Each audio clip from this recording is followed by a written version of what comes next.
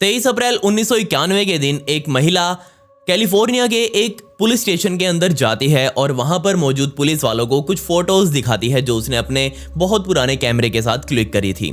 ये फोटोज देखकर पुलिस बहुत हैरान हो जाती है और पुलिस उनके साथ जाती है। असल में उन फोटोज के अंदर उस महिला ने एक लाश को कैप्चर किया हुआ था। जी हाँ, पुलिस वाले पूछते हैं कि उन्हें लाश कहाँ मिली, तो वो सीधा उनको कैलिफोर्निया के ही रेगिस्तान के अंदर ले जाती है। और वहां जाकर जब पुलिस वाले उस लाश को देखते हैं तो यकीन मानिए उनका दिल दहल जाता है। उनको अपनी पूरी जिंदगी के कांड याद आ जाते हैं कि ऐसा कुछ उन्होंने देखा हुआ था, लेकिन ऐसा जो था वो कभी नहीं देखा था। जी हाँ, रेगिस्तान के बीचों बीच एक मृत महिला पड़ी हुई थी और उस महिला के शरीर पर एक भी कपड़ा नहीं था। जी हाँ, सिर्फ एक जूता उसने पहना हुआ था, बाकी सारे उसके कपड़े आसपास इधर उधर चारों ओर पड़े थे। उसकी ज्वेलरी भी आसपास ही पड़ी हुई थी और आप शायद विश्वास ना करें पर उसकी आंखें तक बाहर आ चुकी थी। उसके साथ बहुत बेरहमी से, बहुत ही ज़्यादा बेरहमी से बलात्कार जैसी घटना को अंजाम दिया गया था।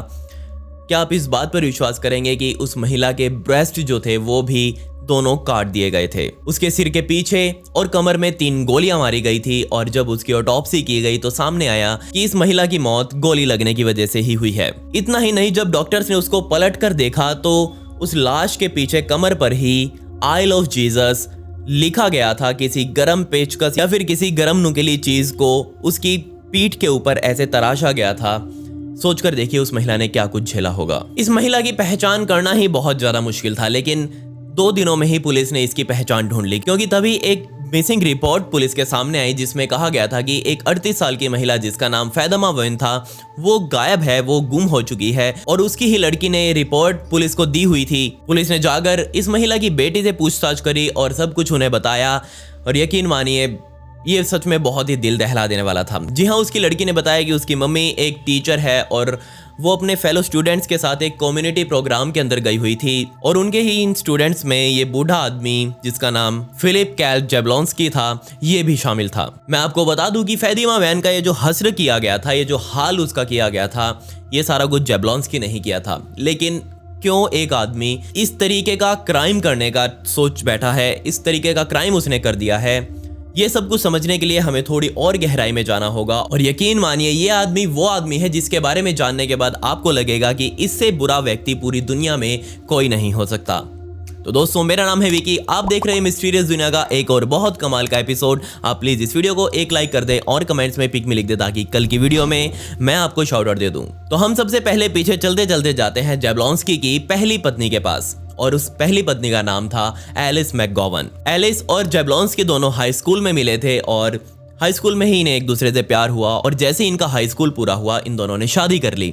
शादी बहुत सही चल रही थी, लेकिन यहाँ थोड़े ही टाइम बाद जैबलोंस्की का आर्मी में सिलेक्शन हो गया तो आर्मी ने उसे देश के बाहर भी भेजा। लेकिन 1968 तक आते आते जैबलोंस्की की ड्यूटी तो टेक्सास अब कैलिफोर्निया से ज़्यादा दूर नहीं था, तो एलिस टेक्सास ही आ गई और जैबलोंस्की के साथ रहने लगी। लेकिन यही तो उसकी सबसे बड़ी गलती थी। यहाँ पर जैबलोंस्की के साथ रहते हुए जब वो इंटीमेट होते थे, जब वो एक दूसरे के साथ संबंध बनाते थे, तो यकीन मानिए जैबलोंस्की एक तकिए के साथ उसका दम घोट दिया करता था और तब तक घोटता रहता था जब तक वो या तो बेहोश ना हो जाए या फिर लगभग मर ही ना जाए। इन चीज़ों से बहुत ज़्यादा एलिस परेशान हो चुकी थी और जब उसने इन चीज़ों को रोकने के लिए कहा तो उसे बहुत मारा पीटा गया। लेकिन जैबलोंस्की यहाँ नहीं रुका और एक दिन तो हद हो गई जब एलिस ने जैबलोंस्की से डाइवोर्स मांगा इन सब चीज़ों की वजह से। तो जैबलोंस्की ने एलिस को पकड़ा और सीधा बाथरूम तक लेकर गया और बाथरूम में ले जाने के बाद उसने सीधा एलिस को भरे हुए बाथटब के अंदर डुबाने की कोशिश करी। जिसके बाद एलिस ने अपनी माता को ये सब बताया तो उसकी माँ ने एक पंचायत बिठाई जैबलोंस्की के घर ही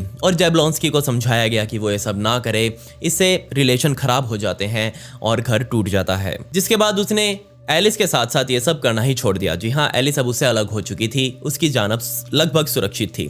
लेकिन 1968 में ही ये जैबलोंस्की एक और महिला के साथ मिला जिसका नाम जिन एस था। लेकिन यहाँ इनकी पहली डेट पर ही जब वो एक दूसरे से पहली बार मिले थे तभी जैबलोंस्की ने अपना रंग रूप दिखाने शुरू कर दिए। वो उसे एक रूम में लेकर गया और वहाँ जाकर उसके साथ जबरदस्ती संबंध बनाए। लेकिन इसकी रिपोर्ट जिन ने पुलिस को नहीं करी क्योंकि वो बहुत शर्मीली थी, वो नहीं चाहती थी कि उसकी बेइज्जती समाज में हो। तो यहाँ पर फिर से एक बार जैबलोंस्की बच गया था। लेकिन फिर भी वो आगे आने वाले समय में एक एब्यूजिव रिलेशनशिप में रहे। सन 1969 में जिन एस प्रेग्नेंट हो गई और प्रेग्नेंट होने के बाद ये दोनों फिर से कैलिफोर्निया शिफ्ट हो गए। लेकिन यहाँ प्रेगनेंसी के दौरान ही जैब्लोंस्की नाम का राक्षस जिनको मजबूर करता था संबंध बनाने के लिए। और अब क्या करे बेचारी वो लड़की, वो मजबूर है, वो उसके साथ संबंध डेली बनाता, डेली उसको परेशान करता। और एक दिन तो जब जिन ने इसका विरोध किया तो उसने सीधा उसके ऊपर पिस्टल तान दी और पिस्टल तान कर ही उसके साथ संबंध बनाए। लेकिन फिर भी यहाँ उस संबंध के दौरान जिन ने जैब्लोंस्की का विरोध जारी रखा तो उसने अपने उस गन के बट से ही उसके सिर पर वार किया और वार करते ही बेचारी जिन बेहोशी की हालत में चली गई। और जब भी उसे होश आया कुछ टाइम बाद, तब भी जैब्लोंस्की नाम का राक्षस उसके ऊपर ही था। ये सब होता देख जिन ने अपने आप को बचाने की कोशिश करी। उसने एक बच्चे को जन्म भी दिया और सन 1972 में उसे लगा कि ये मौका है, अब यहाँ से भाग निकलेगा। उसने अपने बच्चे को वहीं जैब्लोंस्की के पास ही छोड़ा और खुद वहाँ से भाग गई। लेकिन कुछ ही दिनों बाद वो वापस अपने बच्चे को लेने के लिए जैब्लोंस्की के पास आई। लेकिन जैसे ही वो अंदर घर के घुसी, वो थोड़ी ही देर बाद देखती है कि जैब्लोंस्की एक फ्राई पैन के अंदर बहुत सारे ग्रीस आप समझ ही गए होंगे, वो लुब्रिकेंट जो होता है, उस ग्रीस को उबाले हुए, यानी कि पूरा पिघला हुआ ग्रीस पूरा उबल रहा है। और जैब्लोंस्की ने उस उबलते हुए ग्रीस को जिन के ऊपर फेंकने की कोशिश करी, लेकिन किस्मत से वो थोड़ा सा साइड हो गई और बच गई, वरना वो वहीं पर 3rd डिग्री बर्न्स झेल सकती थी। किस्मत से वो वहां बच गई। उसने अपने बच्चे को उठाया और तुरंत वहां से भाग निकली। बहुत ही किस्मत वाली थी। अब यहाँ जैब्लोंस्की अकेला पड़ गया था तो उसने नौकरी करना शुरू कर दिया। नौकरी करने लगा वो एक डॉग कंपनी में, मतलब कि उस कंपनी का काम था डॉग्स को ट्रेन करना। अगर किसी का भी पालतू डॉग है, वो एग्रेसिव हो चुका है, तो वो कंपनी उन डॉग्स को ठीक किया करती थी। और ऐसी एक कस्टमर थी इस कंपनी की, मार्शा नाम की महिला। इस महिला ने भी अपने कुछ डॉग्स इस कंपनी को दिए हुए थे और अब काम था इन डॉग्स को वापस रिटर्न करके आना। तो बेचारी मार्शा के पास भेजा गया जैब्लोंस्की नाम का राक्षस डॉग्स के साथ। उसने बहुत प्यार से सभी डॉग्स मार्शा को रिटर्न कर दिए और वो वहां से चला गया। लेकिन 17 दिसंबर 1972 के दिन फिर से जैब्लोंस्की को मार्शा ने बुलाया, क्योंकि उसके डिलीवर किए हुए डॉग्स में से एक डॉग के अंदर कुछ प्रॉब्लम आ रही थी। जैब्लोंस्की बहुत खुश हुआ।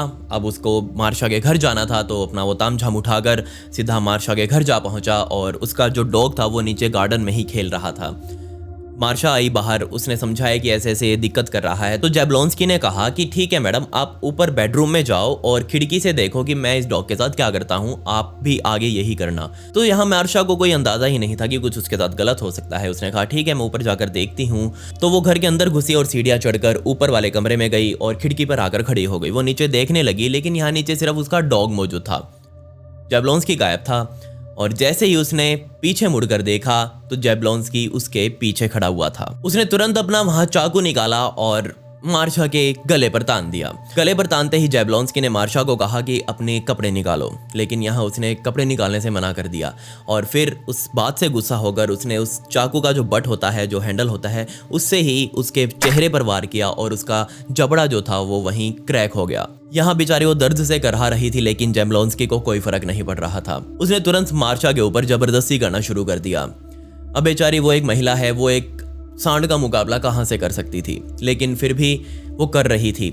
और ये सब देख रहा था इसी कमरे में मौजूद एक 8 महीने का बच्चा। सोचकर देखिए वहां चल क्या रहा था। नीचे बेचारा डॉग भी बार बार भौंके जा रहा था। तो उस डॉग से परेशान होकर जैब्लोंस्की ने मार्शा को कहा कि उस डॉग को तुम उठाकर ऊपर लेकर आओ, और अगर तुम वापस ऊपर नहीं आई तो मैं इस बच्चे को यहीं पर मार दूंगा। उसने कहा ठीक है, मैं भी जाती हूँ। वो नीचे गई और बजाय उस डॉग को उठाने के वो सीधा बराबर वाले पड़ोसियों के घर चली गई और जाकर सब कुछ मैटर बताया। पड़ोसी ने तुरंत अपनी बंदूक निकाली और सीधा भागते हुए मार्शा के घर आए और ऊपर कमरे में आए। इतने सारे लोगों को आता देख जैब्लोंस्की वहां से भागने की कोशिश कर रहा था, लेकिन उसे तुरंत पकड़ लिया गया और वहीं पर घर में रखा गया जब तक पुलिस ना आकर उसे ले जाए। पुलिस उसे लेकर गई और उसे जेल में डाल दिया गया। जेल के अंदर रहते हुए उसने एक मैरी एम नाम की महिला के साथ अपने कांटेक्ट बना लिया था, मतलब कि उसके साथ संपर्क बना लिया था, क्योंकि वो महिला हर रोज इस जेल में आकर अंदर बंद कैदियों को कुछ लेटर्स वगैरह देकर जाया करती थी जीसस के नाम का, क्योंकि वो एक चर्च में काम किया करती थी। और यहाँ मैरी एम अब जैब्लोंस्की को पसंद आ चुकी थी। इन दोनों के बीच अच्छी दोस्ती अब जेल में ही हो चुकी थी। डेली वो मिलने आती थी। तो जेल से बाहर निकलते ही जैब्लोंस्की ने मैरी एम को कहा कि ठीक है, तुम रोज मुझसे मेरे घर मिलने आओगी। उसने कहा ठीक है, मैं आ जाऊंगी, लेकिन मैं ना ही तुम्हारे साथ कोई संबंध बनाऊंगी और ना ही हमारा कोई रिलेशनशिप होगा। उसने कहा ओके ठीक है, हम ऐसा कुछ नहीं करेंगे। यहाँ तीसरे दिन ही जैब्लोंस्की ने अपना एक असल सच मैरी एम को बताया। जी हाँ, वो उसके पास बैठा और कहा कि तुम मेरे साथ बहुत लॉयल हो, तुमने मेरी बहुत मदद की है जेल में भी, इसलिए मैं तुम्हें कुछ नहीं कहूँगा, लेकिन मैं तुम्हें एक चीज़ दिखाना चाहूँगा। जी हाँ, वो उसे पकड़कर बाहर लेकर गया, अपने घर के बाहर लेकर गया और उसने वहाँ एक खड्डा दिखाया, गड्ढा वहाँ बना हुआ था। और यह इस गड्ढे के बारे में जैब्लोंस्की ने मैरियम को बताया कि ये गड्ढा कुछ और नहीं बल्कि तुम्हारी कब्र हो सकती थी, जो मैंने तुम्हारे लिए पहले दिन ही खोद डाली थी। अगर तुम एक दिन भी मिस कर देती बीच में आने से, यानी कि 3 दिन जो तुम लगातार आई हो, अगर एक दिन भी नहीं आते बीच में, तो यकीन मानो मैं तुम्हें कहीं से भी ढूंढ कर मार कर इस गड्ढे में ही दफना देता। सोच कर देखिए मैरियम के ऊपर यहाँ क्या बीत रही होगी, लेकिन फिर भी उसने खुद को कंट्रोल किया और यहाँ जैब्लोंस्की के पास आना नहीं छोड़ा। चौथे दिन जब मैरियम इस राक्षस के घर आई तो वो वहाँ अंदर आकर सो गई आराम से, लेकिन तभी सोते सोते ही जैब्लोंस्की उसके कमरे में गया और उसके ऊपर कूद गया। ऊपर कूदते ही बेचारी की नींद खुली और उसने जैब्लोंस्की से पूछा कि क्या हुआ। जैब्लोंस्की ने कहा कि मुझे तुम्हारे साथ संबंध बनाने हैं। मैरियम ने मना कर दिया, कहा कि बाहर निकल, लेकिन वो नहीं माना। उसने कहा कि ठीक है, कुछ ज़्यादा नहीं करेंगे, बस थोड़ा बहुत। उसने कहा कि नहीं, मुझे ऐसा कुछ नहीं करना। तो उसने बस मजाक में ही मैरियम के दोनों हाथों को बेड से बांध दिया। तो मैरियम को लगा कि ठीक है, कोई बात नहीं, हम ज़्यादा कुछ नहीं करने वाले। तो वो सीधा बजाय संबंध बनाने के वो अपने कमरे से बाहर गया और एक रेज़र उठाकर लाया और रेज़र उठाकर उसने मैरियम के प्यूबिक एरिया को शेव कर दिया। फोटोग्राफ क्लिक करी वहाँ से और बस उसे वहाँ से जाने दिया। कुछ नहीं हुआ। यहाँ पर मैरियम के साथ अब दिन प्रतिदिन उस जैब्लोंस्की के एक्शंस बढ़ते जा रहे थे और मैरियम बहुत अब परेशान हो चुकी थी। तो एक दिन वो सिंपली वहाँ से गायब हो गई और फिर कभी इस राक्षस के पास नहीं आई, बच गई, शुक्र है। तब आया फरवरी 1977 का समय, जब इस राक्षस को एक लिंडा किम्बल नाम की महिला मिली। ये दोनों एक दूसरे के लिए बहुत जल्दी सीरियस हो गए और दोनों ने शादी भी कर ली। लिंडा की जो माता थी वो उसके घर के पास ही रहा करती थी, यानी कि जैब्लोंस्की के घर के पास ही रहा करती थी। और 6 जुलाई 1978 के दिन लिंडा किम्बल की माता सो रही थी अपने घर में और तभी उसकी आंख खुली और उसने आंख खुलते ही देखा कि उसका ही दामाद उसके ऊपर ऐसे चढ़ा हुआ है और पोजीशन ऐसी थी जैसे वो उसके साथ संबंध बनाने वाला हो। यहाँ जैब्लोंस्की ने एक चाकू हाथ में पकड़ा हुआ था और वो चाकू लिंडा किम्बल की माता के फेस पर रखा हुआ था। लेकिन यहाँ थोड़ी बहुत बातचीत के दौरान उसने जैब्लोंस्की को धक्का दिया और वहाँ से बचकर बाहर निकल आई और पड़ोसियों के पास चली गई। लेकिन यहाँ उसने इस इंसिडेंट को पुलिस को रिपोर्ट नहीं किया, क्योंकि यहाँ लिंडा किम्बल उसकी ही बेटी की इज्जत का सवाल था, सारी इज्जत डूब जाती। लेकिन जब उसने इस बात को लिंडा को बताया तो लिंडा बहुत गुस्से में हुई। तो उसने बस अपने बच्चे को जैब्लोंस्की के घर से उठाया और वापस अपनी माँ के घर ही शिफ्ट हो गई। लेकिन 17 जुलाई 1972 के दिन ही, जब तकरीबन 10 दिन ही हुए थे लिंडा को अपनी माता के घर शिफ्ट हुए, तो उसे मजबूरन जैब्लोंस्की के घर वापस जाना पड़ा, क्योंकि उसे अपने बच्चे का सामान कुछ वहां से लेकर आना था। तो वहां अपने घर से निकली और जाकर जैब्लोंस्की के घर घुसी। लेकिन बदकिस्मती से जैब्लोंस्की उस समय अपने घर पर ही था और इंतजार कर रहा था लिंडा के वापस आने का। लिंडा जैसे ही वापस आई, लिंडा वापस कभी इस घर से बाहर निकली ही नहीं।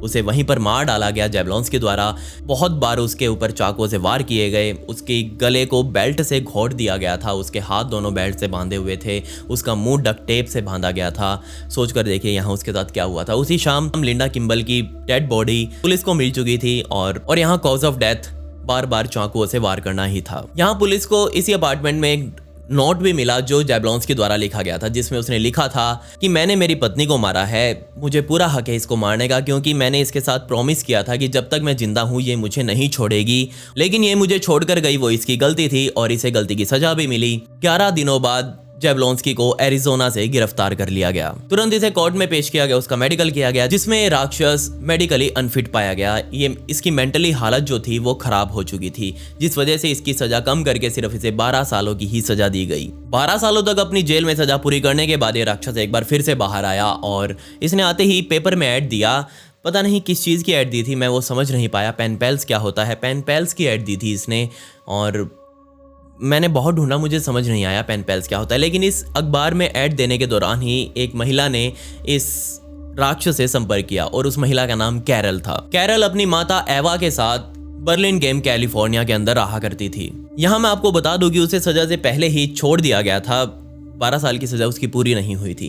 खैर 1982 तक आते आते कैरल और जैब्लोंस्की शादी कर चुके थे। अपने ही इस बाहर रहने के दौरान उसने कैरल और एवा के साथ अच्छी अपनी दोस्ती बना ली थी।